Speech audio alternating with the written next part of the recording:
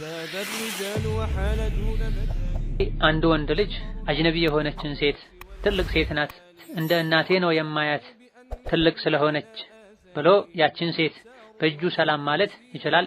ቢያብራሩልኝ የሚል ጥያቄ።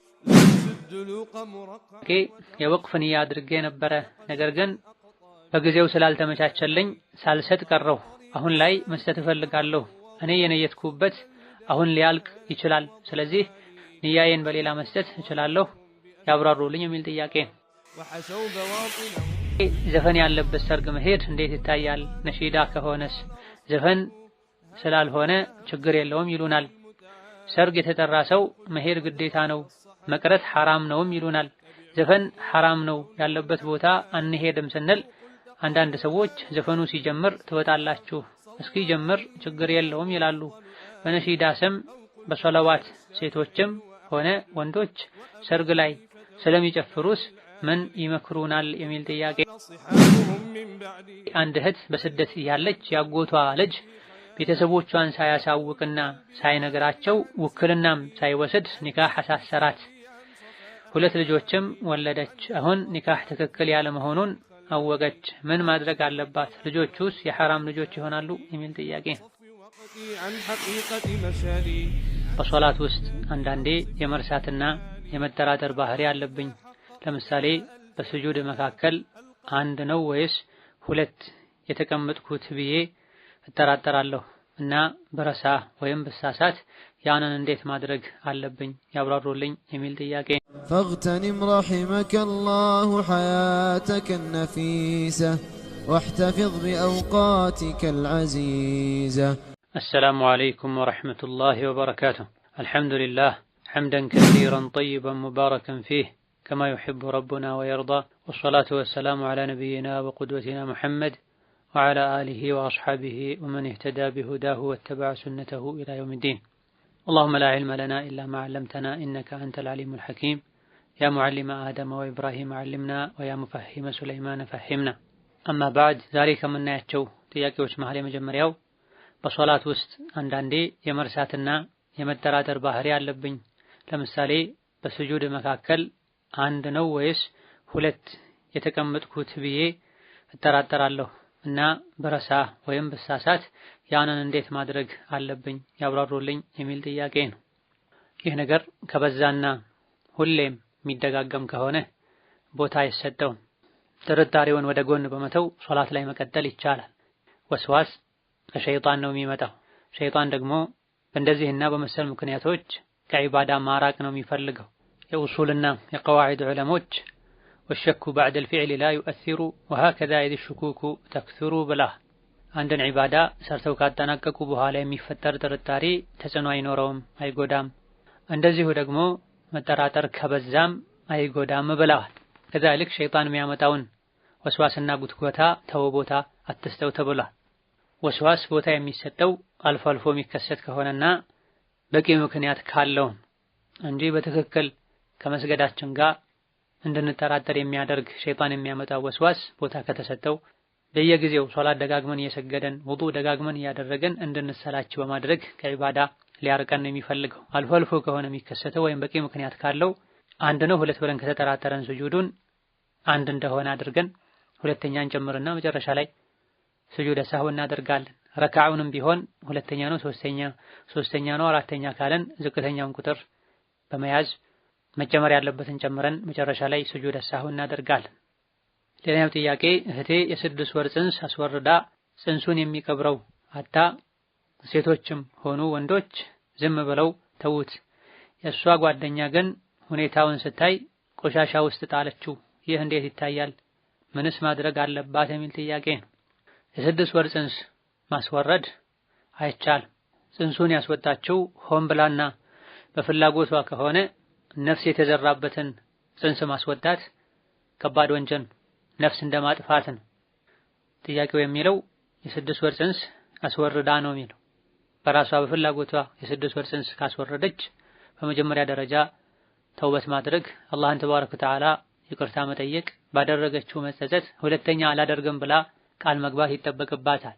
እንደዚሁ ደግሞ ከፋራ ማውጣት ይኖርባታል። ነፍስ አጥፍታለች 60 ቀን ሳታቋርጥ በተከታታይ የመጾም ግዴታ አለባት። የወር አበባ ደምና ትክክለኛ በቂ የሆነ ዑድር ከገጠማት አቁማ ካቆመችበት መቀጠል ትችላለች። ምክንያት ሳይኖራት ግን 30 ቀን ሳይሞላ ብታቋርጥ ከዛ በፊት የጾመችው በሙሉ አይቆጠርላትም። ከዚህ በተጨማሪ የደም ካሳ መክፈል ግዴታ ይሆንባታል። እናቱ እንኳን ብትሆን የደም ካሳው አይቀር ለወላጅ አባቱ ለወራሾቹ ይሆናል። መጠኑ 5 ግመል ወይም የ5 ግመል ዋጋ ነው የሚሆን። ይህ የጽንሱን ከፋራ በተመለከተ ሲሆን ነፍስ የተዘራበት 4 ወርና ከዛ በላይ ዕድሜ ያለው ጽንስ ከተወለደ ልክ እንደየትኛውም የሰው ልጅ ታጥቦ ተገንዞ ተሰግዶበት ነው የሚቀበረው። ቆሻሻ ላይ አይጣልም። ከዛ በታች እንኳን ቢሆን የሰውነት ቅርጽ ምልክቶች ካሉ በክብር የሆነ ቦታ ላይ ተቆፍሮ ነው መቀበር ያለበት። የዚህ የተጠቀሰው ግን የ6 ወር ጽንስ በስርዓት ተሰግዶበት ታጥቦ ተገንዞ በስርዓት ከሙስሊሞች ጋር መቀበር ያለበት። ይሄን ያወቁ ሜዳ ላይ ቆሻሻ ላይ ወስዶ መጣል ወንጀል ነው፣ ስህተት። አላህ ያከበረውን የሰውን ልጅ ክብሩን መንካት ነው የሚሆን። መጸጸት፣ አላህን ይቅርታ መጠየቅ ያስፈልጋል። ምናልባት የተጣለበት ቦታ ላይ አሁንም ማግኘት የሚቻል ከሆነ ወይም የቀረ የተወሰነ የሰውነት አካሉ የሚገኝ ከሆነ በዲናችን የታዘዝነውን ነገር ሙሉን እንኳን ማድረግ ባንችል የቻልነውን ያክል ማድረግ ግዴታ ነውና ያሉ የሰውነት ቅሪቶችን ወስዶ መቅበር ተገቢ ይሆናል።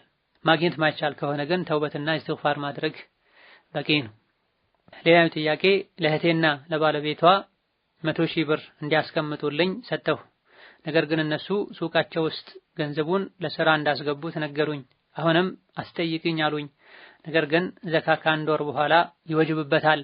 ይህም ብር ሲሰጡኝ ነው ዘካ የማወጣለት ወይስ ባይሰጡኝም ማውጣት አለብኝ የሚል ጥያቄ ነው። አማናን አደራን መጠበቅ ዋጅብና ግዴታ ነው። አማናን አደራን አለመጠበቅ በአግባቡ አለመመለስ የሙናፊቅነት ምልክት ነው። ነቢያችን አለይሂ ሰላቱ ወሰላም የሙናፊቅ ምልክቶችን ሲዘረዝሩ ወይቱ ሚና ኻነ ብላ ሰዎች ሲያምኑት አደራ ሲያስቀምጡ ሲሰጡት ይክዳል ብላ። በአደራ መልኩ ዕቃ የተቀመጠበት ሰው ተጠቅመኸው ስፈልገው ትሰጠኛለህ ትመልሳለህ እስካልተባለ ድረስ አስቀምጥ የተባለን ነገር በጭራሽ መንካት የለበትም። ከቂያማ ምልክቶች አንዱ አማና ያላቸው አደራ የሚጠብቁ ሰዎች ቁጥር መቀነስ ነው። ስለዚህ የመመለስ የማስተካከል ግዴታ አለባቸው። አትጠይቅኝ ብለው ማለትም አይችሉም፣ አይገባቸው። ኢነላህ ያእሙሩኩም አን ቱአዱል አማናቲ ኢላ አህሊሃ ብሏል አላህ። አማናን አደራን ወደ ባለቤቱ እንድትመልሱ አላህ ያዛችኋል ብሏል አላህ ቁርአን ላይ። የአላህን ትእዛዝ ማመጽ ነው የሚሆን። ዘካውን በተመለከተ አትጠይቅኝ ካሉ መቼ እንደሚመልሱት ካልታወቀ ዘካ ማውጣት ግዴታ አይሆንም። በእጅ ሲገባ ነው የቆየውን ያክል ጊዜ እንኳን ቢቆይ የአንድ ዓመት ዘካ የሚወጣለት። ጠንከር አድርጌ ከጠየኳቸው ይሰጡኛል የሚል ተስፋ ካለ ግን በየዓመቱ ዘካ ይወጣለታል። ሌላኛው ጥያቄ የወቅፍ ንያ አድርጌ ነበረ፣ ነገር ግን በጊዜው ስላልተመቻቸልኝ ሳልሰጥ ቀረሁ። አሁን ላይ መስጠት እፈልጋለሁ። እኔ የነየትኩበት አሁን ሊያልቅ ይችላል። ስለዚህ ንያዬን በሌላ መስጠት እችላለሁ? ያብራሩልኝ የሚል ጥያቄ። ወቅፍ ማለት በቋሚነት አገልግሎት የሚሰጥ ቋሚ ነገር ማለት ነው። ይሄን በቋሚነት አገልግሎት የሚሰጥን ቋሚ ነገር ለብቻችንም ማድረግ እንችላለን። ከሚያደርጉ ሰዎች ጋር ተጋርተንም ማድረግ እንችላለን። ሰዎች እስከተስማሙና እድሉን እስካመቻቹ ድረስ ቀድሞ በነየቱት የወቅፍ አይነት ላይ እንጂ በሌላ መሳተፍ አይቻልም አይባልም። ስለዚህ የፊተኛው ካላለቀ ቃልን በምንም መልኩ ካለመቀየር አንፃር እዛ ላይ ማዋሉ የተሻለ ይሆናል።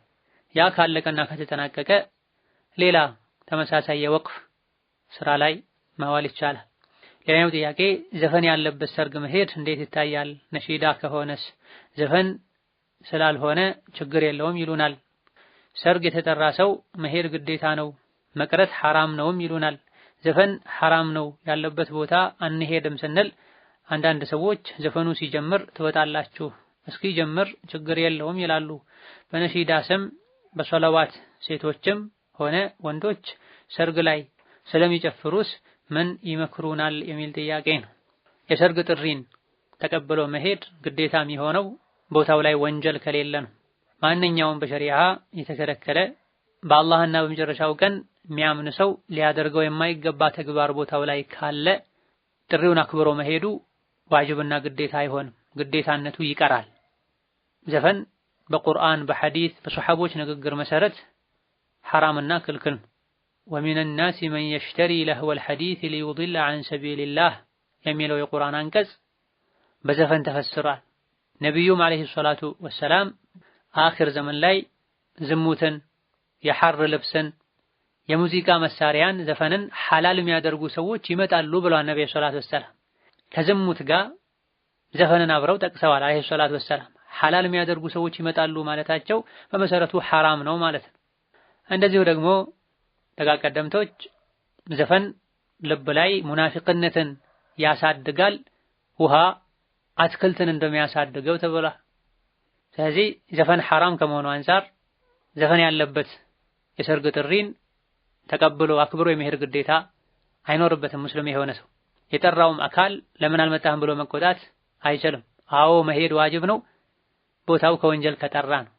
ወንጀል ካለ ሰዎችን ጥሪን ማክበር በሰላም ግዴታ ነውና ኑ ሊል አይገባውም። ቀድሞ ቦታውን ከወንጀል ማጥራት ይኖርበታል። ነሺዳን በተመለከተ የዘመኑ ነሺዳዎች አብዛኞቹ ከዘፈን ማይለዩና ማይተናነሱ ናቸው። አብሯቸው የሙዚቃ መሳሪያ ይኖራል። በወንድ በሴት በህፃናት ድምፅ ሁሉ በጋራ እየተባሉ ዘፈን የሚሰራውን አይነት ስራ የሰዎች ልብ ውስጥ እንዲሰሩ ይደረጋል። የድሮና የዘንድሮ ነሺዳ አንድ አይደለም። በመሰረቱ ነሺዳ የሚለው ቃል አረብኛ ነው። ነሺዳ ማለት ድምፅን ጮክ አድርጎ ግጥም መግጠም ማዜም ማለት ነው እንጂ የሴት የህፃናት ድምፅ አስገብቶ ከበሮና የሙዚቃ መሳሪያ ጨምሮ የሚባሉ ነገሮችን ከድሮ ነሺዳ ጋር አመሳስሎ ይቻላል ብሎ መከራከርም ይሁን መተግበር አይቻልም። ይህ እንዳለ ሆኖ ሰርግ ላይ ከበሮ መምታት ለሴቶች ተፈቅዷል። ከታች ክፍት የሆነ ከበሮ ሲሆን ይህም የተፈቀደው ለሴቶች ለብቻቸው፣ ወንዶች ከሴቶች ጋር አብረው ሊያደርጉ አይገባም። ወንዶችም ለብቻቸው የወንዶች አዳራሽ ላይ ወይም ክፍል ላይ ሊያደርጉ አይገባም። የተፈቀደው ሰርግ ላይ ጭፈራ፣ ከበሮ ለሴቶች ብቻ ነው። ቃላታቸውን ከሸሪዓ ጋር የማይጋጩ ሐያን የማይገፉ መሆን አለበት። ሴቶችም ቢሆን የሚሉት ዘፋኝ ሴቶችን ሊያመጡም በጭራሽ አይገባም። እዛው በጊዜው የገረላቸውን እርስ በርሳቸው እየገጠሙ ሰርግ መሆኑ እንዲታወቅ ሊያደርጉ ሊጫወቱ ይገባቸዋል። ወንድ ይሄን በጭራሽ ሊያደርግ አይገባም። ከበሮ እየተመታ ወንድና ሴት አብሮ እየጨፈረ ሶላዋትና ዚክር የተባለ እንደሆነ ደግሞ ጥፋቱ እጅጉኑ የከፋ ይሆናል። ሶላዋት ዒባዳ ነው፣ ዚክር ዒባዳ ነው። ዒባዳ ከከበሮ ጋር በጭራሽ አልተያዘም ሸሪዓችን ላይ። የተኛውም የነብይ ሱሐባ ከበሮ እየመታ አይጨፍርም ነበር ተብሏል። አንድ ሱሐባ እንኳ ከበሮ እየመታ አይጨፍር ነበር የሚል ማስረጃ ማምጣት አይቻልም። ዚክር ሲደረግ ነብይ ላይ ሶላዋት ሲወርድ አደብ ልንይዝ ሰኪና ሊኖረን እንጂ ዚክር ዒባዳንና መጨፈርን በእጅ ማጨብጨብን ከበሮ መምታትን በጭራሽ ልናያይዘው አይገባም። ይሄ ከሌሎች ሃይማኖቶች የመጣ ሌሎች ሃይማኖቶች ዘንድ የሚታወቅ እንጂ ከረሱል ከሰሐቦች የተወረሰ አይደለም። ከጊዜ በኋላ የተለያዩ አይነት ፍርቃዎች አንጃዎች እስላም ውስጥ ሲገቡ ነው ሲፈጠሩ ነው እንዲህ አይነት ነገር እስላም ውስጥ የገባው እንጂ ቀደም ሲል እንደተጠቀሰው ሰሐቦች ወይም ታቢዒዎች ከበሮ እየመቱ ይጨፍሩ ነበር ነብዩ ይሄን አድርገዋል ሊል የሚችል ማንም የለም። አለ የሚል ሰው ካለ ማስረጃውን ያምጣ። በህልም አይቶ አሊያ ደግሞ ከነቢ በላይ የሚወዷቸውና የሚያከብሯቸው የጠሪቃ መሪዎቻቸው ሼኾቻችን የሚሏቸው በድፍረት ሊናገሩ ይችላል። ወልዮች አርገዋል ሊሉ ይችላል። የኛ ወሊ ነቢ ናቸው አለይሂ ሰላቱ ወሰላም። ከነቢ በላይ ወልይ የለም። ትክክለኛ ወልይም የእሳቸውን መንገድ የሚከተሉ ናቸው። ስለዚህ ዚክርን ሶላት አለ ነቢን ክብሩን ልነካ አይገባም። ሰርግ ቦታ ላይ ሴቶች ሐያን የማይነካ ከሸሪዓ የማይጋጩን ግጥም እየገጠሙ ለራሳቸው ሊጫወቱ ከበሮ ሊመቱ ይችላሉ። እንዲህ አይነት ነገር ወንዶች ጋር ሊኖር አይገባም። እንዲህ አይነት ችግሮች ካሉ በሰርጉ ላይ ሄዶ ማስወገድ የሚችል ሰው መምከር የሚችል ሰው ካልሆነ በስተቀር ለመታደም ሰርጉን ለማጀብ መሄድ አይቻልም፣ ሙንከር ስላለ። ሌላኛው ጥያቄ ገጠር አካባቢ መሬትና ብር ይቀያየራሉ፣ ስሙም በተለምዶ ወለዳግድ ነው የሚሉት። ለምሳሌ መሬት ያለው ሰው ብር አይኖረውም፣ ብር ያለው ሰው መሬት አይኖረውም እና በዘንድሮ ዋጋ ተወያይተው ይቀያየራሉ። መሬቱ አንድ ጥማድ ከሆነ ዋጋውን ይወያዩና በውል ይቀያየራሉ። ለ2 ዓመት ብለው ነው የሚዋዋሉት እና ብር ሊመለስ መሬቱን ሊሰጠው እንዳጋጣሚ ብር ካላገኘ ብር እስከሚያገኝ ድረስ መሬቱን የገዛው ሰው ይጠቀመዋል። በሸሪዓ እንዴት ይታያል? ወለዳገድ ሪባ ነው፣ አይቻልም። ማበደር ከሆነ ለአላህ ብሎ በነፃ በበጎ ፈቃደኝነት በመተባበር ንያ ብር ማበደር ነው። ብር አበድርሃለሁ ብሩን እስክትመልስ ድረስ መሬትህን እዘራ ዘንድ መሬትህን አርሼ ዘራ ዘንድ ምርቱ ለራሴ እንዲሆን ወይም ደግሞ ቤትህን እንደ መኖሪያ ወይም ሱቅህን እንደ መነገጃ እጠቀም ዘንድ ያሉ ሸርጥ አስቀምጦ አበድረው እንዲጠቀሙ ማድረግ ሪባ ነው። አበዳሪ እንዲጠቀም የሚያደርግ ብድር ሪባ ነው የሚል ሐዲስም አለ። ቃዒዳ የዑለሞች ንግግር አለ። እንደ መያዦ እንደ መተማመኛ ከሆነ መሬቱን ቤቱን የሚይዘው ይሄ ችግር የለው ራህን ነው። ይሄን ያክል ብር አበድርሃለሁ ብሩን እስክትመልስ ድረስ የቤትን ካርታ ይዛለሁ አሊያ ደግሞ ሌላ ንብረት ይዛለሁ ቢል ችግር የለም። ነገር ግን ንብረቱ አገልግሎት የሚሰጥ ከሆነ ከዛ የሚገባውን ገቢ ለራሱ ሊበላው ሊጠቀመው አይገባም። ለባለ ንብረቱ ነው ሊሆን የሚገባው። ከዚህ መፍትሄው በነፃ ማበደር ነው። ሸሪዓ የሚፈቅደው አጅርም ጭምር የሚገኝበት። አማ ማበደርህ እንዲህ ነገር ማደርግልህ ካንተ እንዲህ ነገር መጠቀም ከሆነ ነው ብሎ ሸርጥ አስቀምጦ ማበደር ሪባ ውስጥ ያስገባል። ሌላኛው ጥያቄ አንድ ወንድ ልጅ አጅነቢ የሆነችን ሴት ትልቅ ሴት ናት እንደ እናቴ ነው የማያት ትልቅ ስለሆነች ብሎ ያችን ሴት በእጁ ሰላም ማለት ይችላል? ቢያብራሩልኝ የሚል ጥያቄ ነው። አይቻልም። ሴት እስከሆነች ድረስ ወንድ ሊነካት አይገባም። ወንድ እስከሆነ ድረስ ሴት ልትነካው አይገባም። ቤተኛውም እድሜ ቢሆን ለአካለ መጠን ከደረሰና ከዛ በላይ የሆነ እድሜ ላይ ከሆነ ያለው ነቢያችን ሰለላሁ ዐለይሂ ወሰለም ሙባያዓ ሲያደርጉ ወንዶችና ሴቶች ወደ እስላም በሚገቡበት ጊዜ ወንዶችን እየጨበጡ ወደ እስላም አስገብተዋል። የሴቶች ተራ ደርሶ ሴቶች ወደ እስላም በሚገቡበት ጊዜ ወንዶችን እየጨበጥክ ወደ እስላም ታስገባ እንደነበረው ሙባያዓ ታደርግ እንደነበረው እኛንም ለምን እየጨበጥከን ሙባያዓ አታደርግም ወደ እስላም አታስገባንም ባሏቸው ጊዜ እኔ ሴት አልጨበጥም ብለዋል አለይሂ ሰላቱ ወሰላም። ወጣት የሆናችሁት በአንድ ጎን ሆኑ፣ ወጣት ሴት አልጨበጥም። ባልቴት የሆናችሁ እድሜያችሁ የገፋ እናቶች ደግሞ በአንድ ጎን ሆኑ፣ እናንተን ጨብጣለሁ አላሉም አለይሂ ሰላቱ ወሰላም። ስለዚህ ሸሪዓው ወጣትና እድሜው የገፋ ለወንጀል የምትታሰብና ማትታሰብ ብሎ አለየም። ከጾታው ጋር ብቻ ነው ያያያዘው። አጅነቢ ወንድ አጅነቢ ሴትን ሊነካ አይገባውም። አጅነቢ ሴትም አጅነቢ ወንድን ልትነካ አይገባም። የሚያያቸው የሚነካቸው ሰው ስሜቱ እንዲቀሰቀስ የሚያደርግበት እድሜ ላይ ከደረሱ ማለት ነው። ዲን ደግሞ በአቅል አይደለም፣ በስሜት አይደለም፣ በማስረጃ ነው። አንዱ እና እንደ እናቱ አይቷት ሌላ ነገር ባያስብ ሌላኛው ሊያስብ ይችላል። የሰዎችን ስሜት ተከተለን ከሄደን ዲን አልእስላም እንደ ሌሎች ሃይማኖቶች ይቀየራል፣ ይበላሻል። ሸሪዓ ነው ማስረጃ ነው የሚመራን። ነብዩ ሴት አልጨበጠም ብለዋል። ሌሎችም ሐዲሶች ላይ ሴትን መጨበጥ ተከልክሏል። አጅነቢ ሴትን ባዕድ ሴትን ባዕድ በምንልበት ጊዜ ምንም አይነት ዝምድና ያሌላቸውን ለማለት አይደለም። ቅርብ የሆነ ዝምድናም ያላቸው ቢሆኑ አጅነቢ ከሆኑ ማግባት የሚቻል ከሆነ ያጎት ልጅ ያክስት ልጅ እነዚህን መጨበጥ አይቻል፣ መንካት አይቻል። እድሜያቸው ቢገፋም ወጣቶች ቢሆኑም ያው ነው። ሌላኛው ጥያቄ አንድ እህት በስደት ያለች ያጎቷ ልጅ ቤተሰቦቿን ሳያሳውቅና ሳይነግራቸው ውክልናም ሳይወስድ ኒካህ አሳሰራት። 2 ልጆችም ወለደች። አሁን ኒካህ ትክክል ያለ መሆኑን አወቀች። ምን ማድረግ አለባት? ልጆቹስ የሐራም ልጆች ይሆናሉ? የሚል ጥያቄ። ኒካህን መጫወቻ ልናደርግ አይገባንም። ከዲን በፊት አቅሉ እንኳ ይህ አይነቱን ኒካህ አይቀበልም፣ ያወግዛል። ወልደው ያሳደጉ ወላጆች እያሉ እነሱን ሳያስፈቅዱ ሳያሳውቁ ውክልና ሳይቀበሉ ኒካህ ማሰር ኒካህን ጋብቻን ቀልድ ማድረግ መጫወቻ ማድረግ ነው። ራሳችን ማን ወደውን ለሰዎች ልናደርግ አይገባም። እህቱ አባቷን ወንድሞቿን ትታ በውጪ በሌላ ሰው ራቅ ባለ ዘመድ ኒካህ ስታሳስር የማይወድ ወንድ ሌላ ሴት ላይ ይህን ሊያደርግ አይገባው። ይህ ጥቅል የሆነ ምላሽ ነው።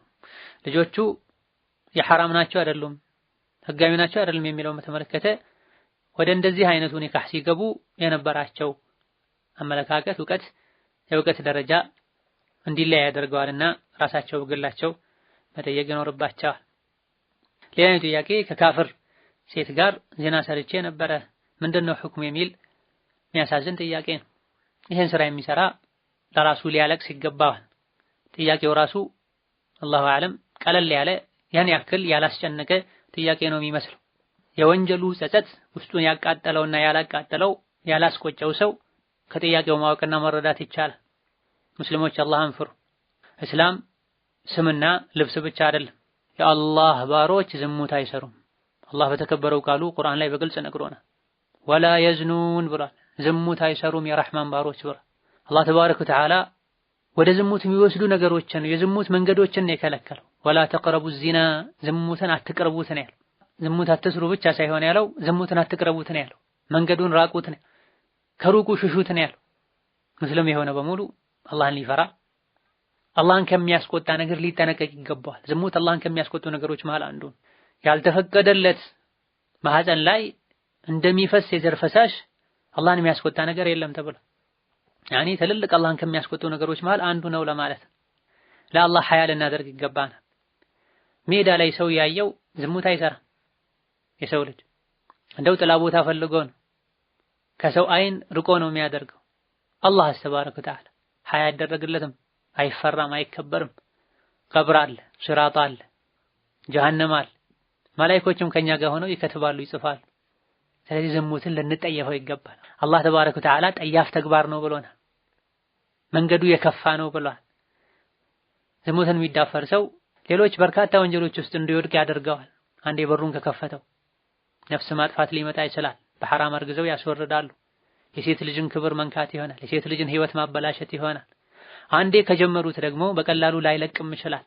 አንዲት ወንጀል ከተሰራች እህቴን ትላለች፣ ጨምር ሌላም ስራ ትላለች፣ ጨምር ሌላም ስራ ይላል ተብሏል። ስለዚህ ዝሙትን ራሱን የዝሙት ሰበቦችን ሊርቅ ይገባዋል ወጣቱ። ዛሬ ወጣቱ ብቻ አይደለም አላህ አክብሮት የዳረውም ጭምር እየተልከሰከሰ እየተነጃጀሰ ነው በየቦታው። በጭራሽ ደግሞ ከሙስሊም ጋር የማይሄድ ስሙ ሊጠራ ሁሉ የሚዘገነን ተግባር ነው። ፈተጀነቡ ማላ የሊቁ ቢሙስሊም ያሉት ኢማሙ ሻፊዒ ለዚህ ነው። ከሐራም ከቆሻሻ ተግባር ከዝሙት ተጠበቁ፣ ራቁ፣ ተጠንቀቁ። ሴቶቻችሁም እንዲጠበቁ አድርጉ። እናንተ ከተጠበቃችሁና ከተጠነቀቃችሁ ከተጠየፋችሁት ካራቃችሁት ሴቶቻችሁም ከእንዲህ ነገር ይርቃሉ። አንተ ከተነጃጀስክ የሰው ቤት ካንኳኳህ ያንተ ቤትም ይንኳኳል። ያንተ ሴቶችም ይደፈራሉ። የሰውን ቤት ያንኳኳ የሱን ቤት ይንኳኳል። ሰው ቤት ላይ ብዙ ሺህ ብር ከፍሎ ዝሙት የሰራ የሱ ቤት ላይ ያለ ብር ወይም ደግሞ በ25 ሳንቲም ቤቱ ላይ ዝሙት ይሰራል ተብሏል። ተጀነቡ ማላ የሊቁ ከሙስሊም ማይጠበቅን ነገር ራቁ፣ ተጠንቀቁ ተብሏል። ዝሙት ብድር ነው፣ የማይቀር ነው፣ ይከፈላል ከቤትህ ተብሏል።